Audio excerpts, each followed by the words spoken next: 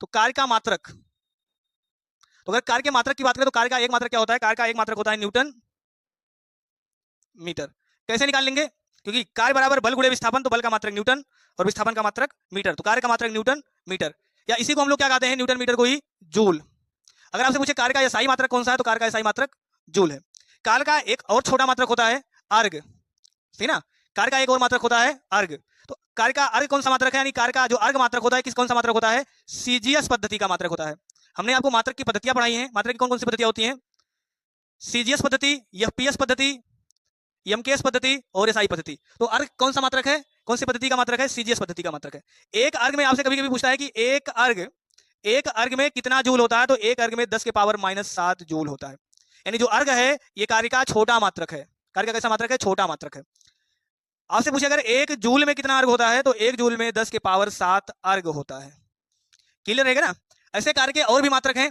तो अगर हम कार्य के और मात्रक की बात करें तो और ऊपर लिख दे रहे हैं। कार्य का और कौन सा मात्रक होता है? तो कार्य का एक मात्रक और होता है। यानी हम चौथे मात्रक की कार्य की बात करें तो कार्य का चौथा मात्रक, एक मात्रक और क्या लिख सकते हैं?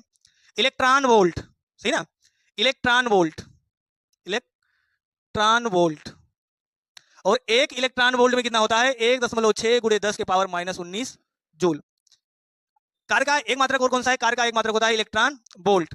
और एक इलेक्ट्रॉन वोल्ट में कितना होता है? 1.6 गुणे 10 के पावर -19 जूल। कार्य का एक मात्रक और भी है, किलोवाट घंटा, है ना? यानी एक मात्रक और कह सकते हैं किलोवाट घंटा, किलोवाट घंटा। आपसे पूछे अगर 1 किलोवाट घंटा, KWH को बोलते हैं, 1 किलोवाट घंटा में कितना जूल होता है? तो 3.6 गुणे 10 के पावर 6 जूल। क्लियर ना? 1 किलोवाट घंटा में कितना जूल होता है? तो 3.6 गुणे 10 के पावर 6 जूल। तो हमने कार्य के बारे में आपको क्या बताया? हमने कार्य के बारे में आपको सबसे पहले बताया कार्य क्या होता है। तो कार्य तभी माना जाएगा फिजिक्स की भाषा के अनुसार जब आप किसी वस्तु पर बल लगाइए और बल की दिशा में विस्थापन हो जाए, तो उसको कार्य कहते हैं। कार्य बराबर होता क्या है? कार्य बराबर बल गुणे विस्थापन। तो कार्य का मात्रक क्या हो गया? कार्य का मात्रक हो गया बल का मात्रक न्यूटन, विस्थापन का मात्रक मीटर, इसलिए कार्य का मात्रक क्या हो गया? Newton metre. इसके बाद हमने कहा कार्य के और भी मात्रक है, जैसे कार्य के मात्रक न्यूटन मीटर भी होते हैं, कार्य का मात्रक जूल भी होता है। जूल किस पद्धति का मात्रक है? एसआई पद्धति का मात्रक है। अर्ग भी कार्य का मात्रक होता है और एक अर्ग में कितना होता है? 10 के पावर -7 जूल।